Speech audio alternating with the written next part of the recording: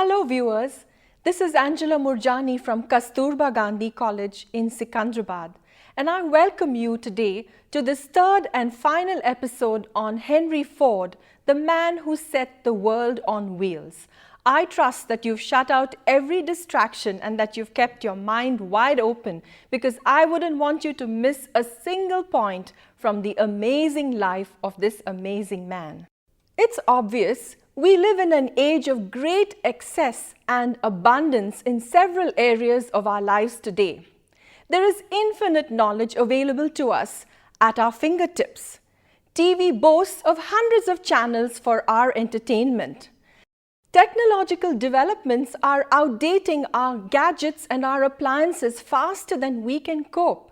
Never before heard of foods are invading our taste buds on a daily basis.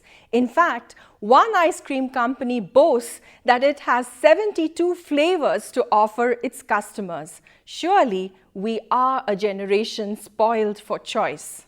However, there is one area in which we are experiencing a severe shortage, and that is the area of good leadership. It is extremely challenging for young people who are living in the world today to live for one reason, and that is the dearth of role models.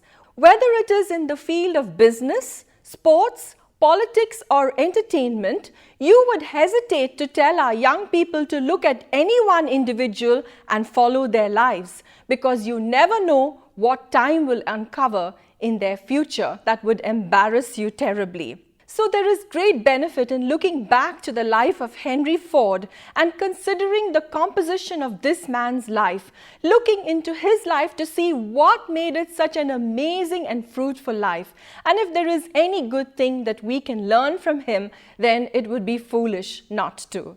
In today's lesson, we are going to unpack the story of this very inspiring life, and we are going to hunt for nuggets of wisdom that will enrich our lives as we try to emulate them. So what were the secrets? What were the keys that helped Ford to achieve such phenomenal success in his life? Let's consider them one by one. Let's talk first of all about Ford's vision. All great men begin their journey of significance with a vision, a deep and abiding commitment to a cause that they passionately believe in. In Ford's case, he truly believed that it was going to be possible for him to build a vehicle that would be both safe and affordable. From the very moment that he left his home in Dearborn and headed towards Detroit, there was no stopping him. All the rivals who came together in the trust, the rival automobile manufacturers headed by George Selden, the man who held the patent for petrol-driven cars, could not stop him. No financial crunch could deter him. Even when his financial backers left him without any support, Ford knew that the vision that was driving him on would take him through to the end. He truly believed that he would make this impossible dream a possibility and nothing would stand in his way. Even when circumstances were at their bleakest, he absolutely drove out all the distractions and kept in his view just that one focus of what he believed that he was born to do, to create that vehicle which would transport the people of his nation in ease and comfort at an affordable price.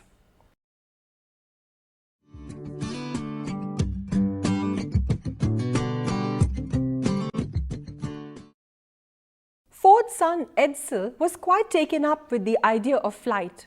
Like every youngster around him who had heard the story of the Wright brothers, George and Orwell, he also wanted to build and experiment with a flying machine of his own. But Ford discouraged him from diverting attention from the one thing which the family was totally focused on, and that was developing the petrol-driven vehicle. Developments in the petrol-driven car were happening on a daily basis, and Ford did not want his engineers and other people to be distracted even for one moment from what was their number one project. And so, Edsel bowed down to his father's desires, and all energy was once more rediverted towards the car. Not even in the face of imminent disaster and failure did Ford ever think that shutting down his venture was an option. When the people who supported him financially withdrew their support, not even when there were cases piling up against him in the court, did he ever feel that he was on the wrong track. He just kept on pushing through to what he believed was his dream and his vision. His conviction of success was so strong that even when discouragement did sometimes set in, his determination soon threw it out, and once more he was on track. Likewise, there are many things happening in the world around us, and several of them may fascinate us and call for our attention. But the truth is that we cannot do them all. There comes a time when we have to focus our energies on just one thing. And when we so concentrate on that one thing, the dividends do certainly pay off in the end. Success always comes to those who single-mindedly apply themselves to the thing that they are passionate about. Ford was so passionate about developing this petrol-driven car, an affordable car, a reliable car, that within 15 years of having his first Model T roll out of the assembly line, more than 50% of the cars on US roads were all Model Ts. The second key to Ford's success was the motivation that propelled him. At the beginning of the 20th century, most automobiles were playthings of the rich. They were complicated mechanisms that needed a chauffeur who was a kind of a driver cum mechanic who could understand the mechanism of the car and drive it as well as repair it if such a need arose. However, Henry Ford's determination was that he would not build a car for the rich. His aim was to build an affordable, viable model for the average American person. Ford's thinking was that the guys who were building the cars ought to be able to afford to buy one so that they could take their families out with them for a spin on a Sunday afternoon.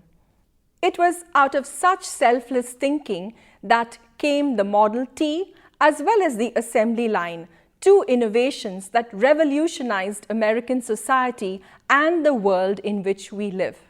Henry Ford did not invent the car, as we learnt in our previous lessons. All he did was develop a model that was perfectly within the economic reach of the average American. While other manufacturers were content to target a market of the well-to-do, Ford developed a design and a method of manufacture that steadily reduced the cost of the Model T. Instead of pocketing the profits, Ford lowered the price of his car. As a result, Ford Motors sold more cars, transforming the automobile from a luxury toy to a mainstay of American society. The Model Ts were hailed as America's everyman's car, elegant in the simplicity of its design and the ultimate dream machine for everyone who was concerned: the engineers, the people in the marketing sector, as well as the owners of the Model Ts themselves. It sold for the very affordable price of $825. Over 10,000 were sold in the first year itself, establishing a new record. 4 years later, the price dropped to $575 and sales were soaring. By 1914, Ford could claim a 48% share of the automobile market. To Henry Ford and him alone goes the credit for experimentation and development of a car that anyone could buy, anyone could drive to anywhere, and almost anyone could keep in a condition of good repair. The Model T ushered in the modern transport age, and with it came a whole series of developments in the field of mechanization, which are today known as automation. Ford also worked on making sure that an automotive infrastructure developed along with the cars. Like horses, cars need to be fed. And so Ford made sure that petrol stations, or gas stations as they are known in the United States, were set up all over the country. And soon as his tin Lizzies were bumping up and down on the rutted roads of an era of horse-drawn carriages, he began to lobby that better roads be built for his cars. And that culminated in the development of the interstate highway, which is the pride of the United States and still the envy of many nations of the world. Are you tired of hearing about people making the fast buck? Are you fed up when you hear of get-rich schemes that went wrong? Does it sicken you when you read the papers and scam after shameful scam hits the headlines, and you wish that there was something that you could do, but you have no idea what that might be? Well, the good news is there is something you can do. If you can find an interest that's outside of yourself and pursue it through with determination, you can make a difference to this world. Henry Ford had nothing when he began. All he had was a dream. He did not even have the money or the expertise to see it through. Yet, he had the determination to change the travel experiences of the people of his nation. If you have a dream, just go for it and you can make a difference to this world in which you live.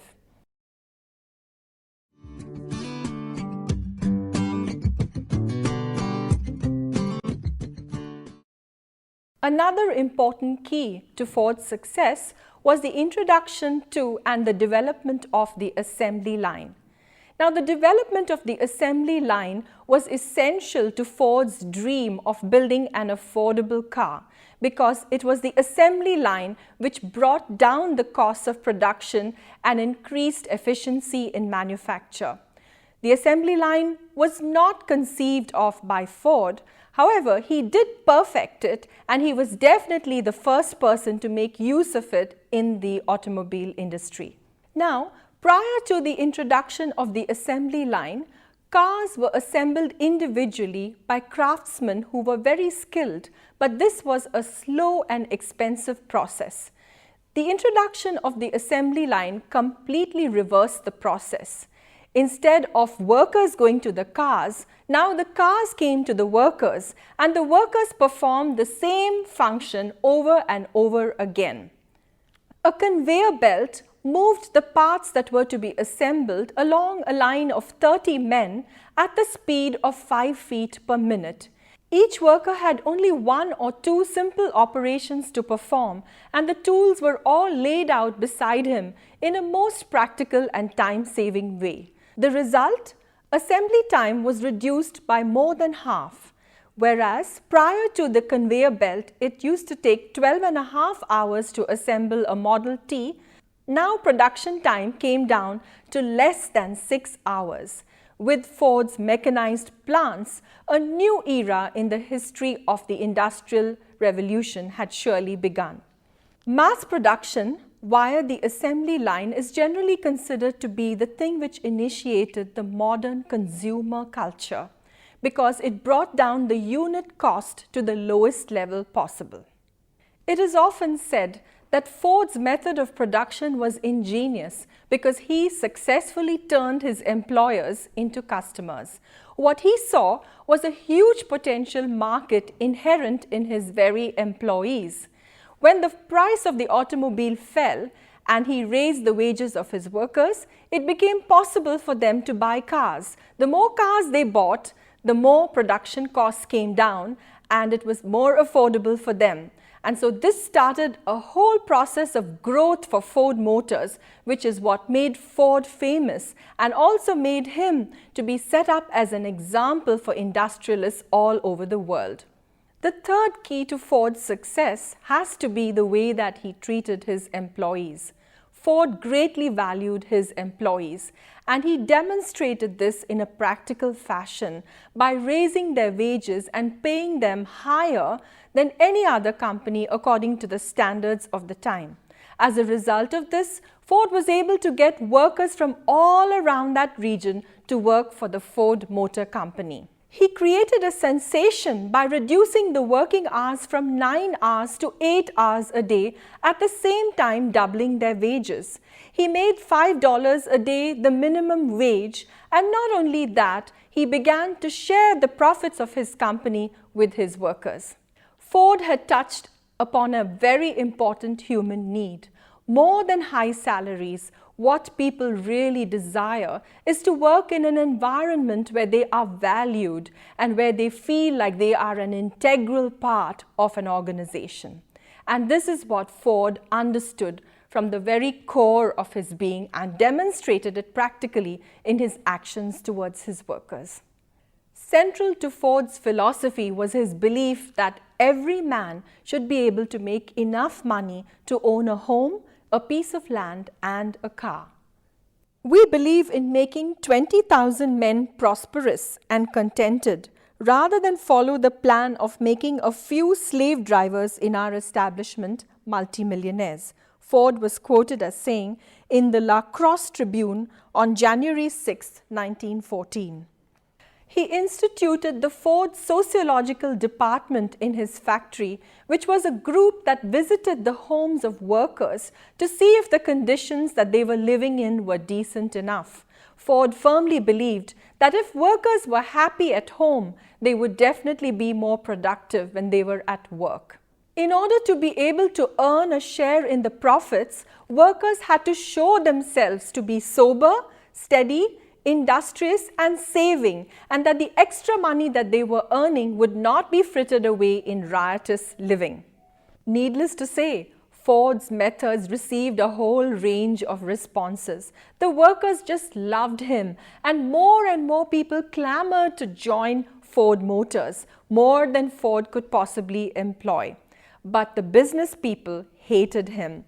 They went so far as to accuse him in the Wall Street Journal of being immoral. But Ford disregarded his critics, and he understood the value of the human element even in the midst of mass production.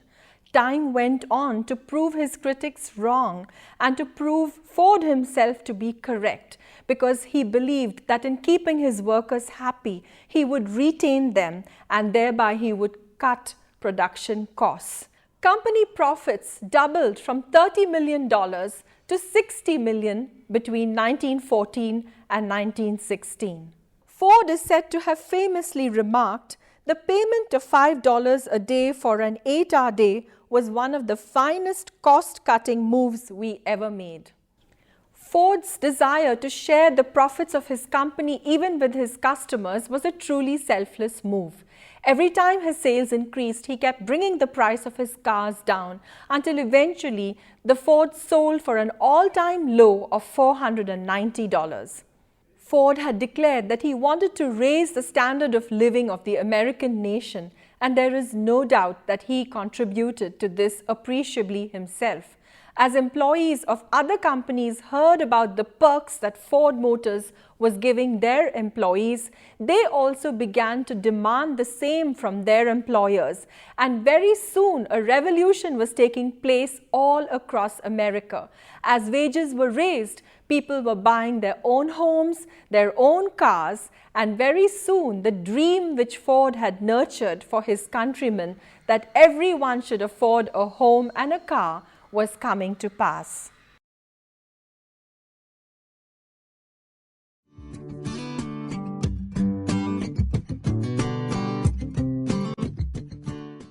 Another vital key to Henry Ford's success would have to be the value that he placed on little things. A story is told of how once, after the death of his son Edsel, Henry Ford began to groom his grandson Henry Ford II to become the inheritor of the vast Ford estate, and he did this by training him to value the small things. On one occasion, when he was going for a walk with his little grandson, little Henry dropped something. His grandfather noticed and asked him what it was that had fallen. Little Henry replied rather nonchalantly that it was only a penny, which is a small coin of a very low denomination. Immediately, Henry Ford got down on his knees and began to search through the grass until he found the coin. What was this man trying to teach his little grandson? Was it a lesson in miserliness?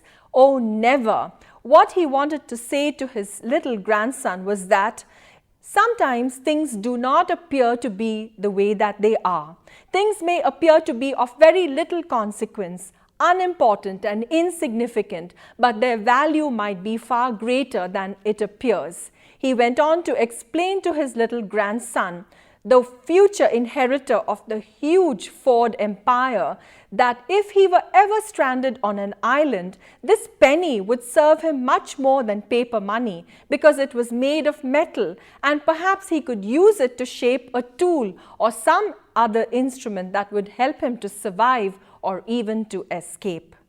In this day and age of abundance and plenty, when very little value is applied to things that are apparently small, we would do well to listen to the voice of wisdom that is coming down through the decades to us, the voice of Henry Ford. It has been said, and very wisely, that if we take care of the little things, then the big things will take care of themselves.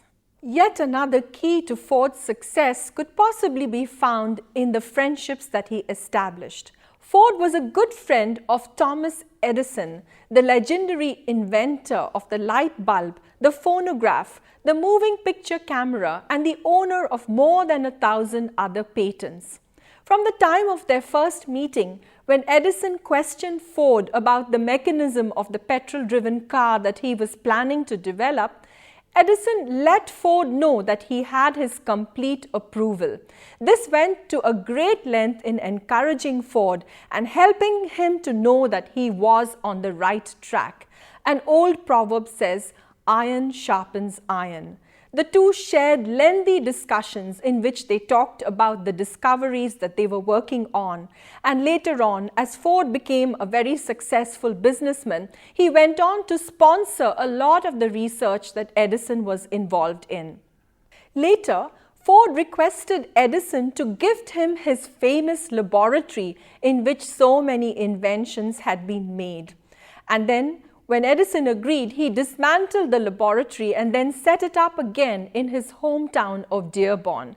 He then went on to assemble a museum around it, and in that museum we have a capsule of the American culture and lifestyle. Even today it is a popular tourist destination and thousands of people visit it to get a glimpse of what life was like in the 1900s. The friends we share our lives with deeply impact our thoughts and our actions. And so it becomes significant that we think carefully about whom we spend a great deal of time with. It is really important that the friends that we share our lives with do not drain us out but contribute positively to our lives. Now just think for a moment. Have you been spending a lot of time in the company of somebody who's making you feel depressed, negative and hopeless?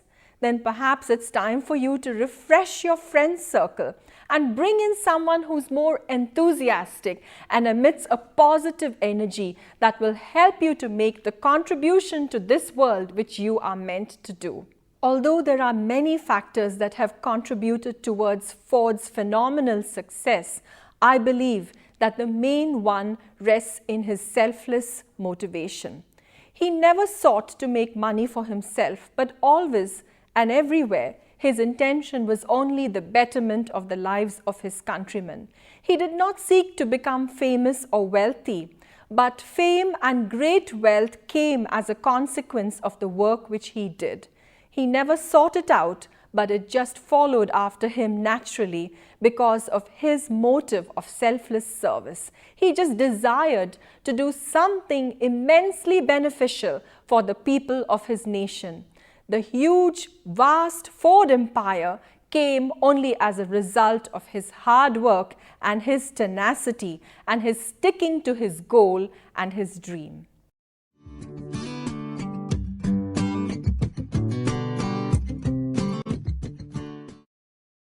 Ford becomes the perfect role model for our young people today because he sought always to keep the other first. When keeping the high standards of quality in mind for the construction of his car, it was the safety of the passengers that was paramount in his mind.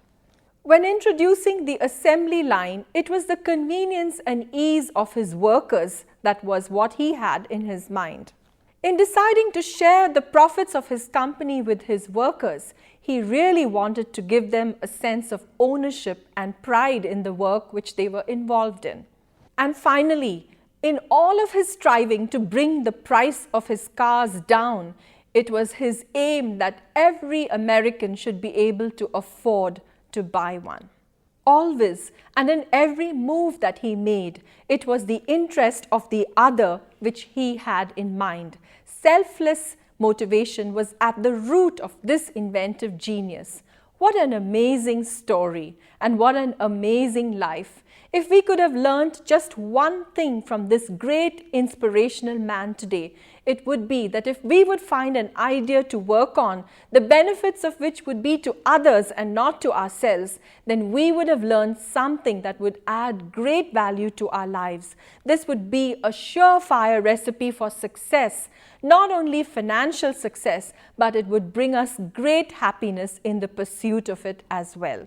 For true success and happiness are not measured by our bank balances, but rather by the extent of the impact that we can have upon the lives of others and by the influence that we make upon this world in which we live. We have the power to leave this world different from how we found it. The real question is, will we? The answer to this question depends completely on just one individual. Yes, you.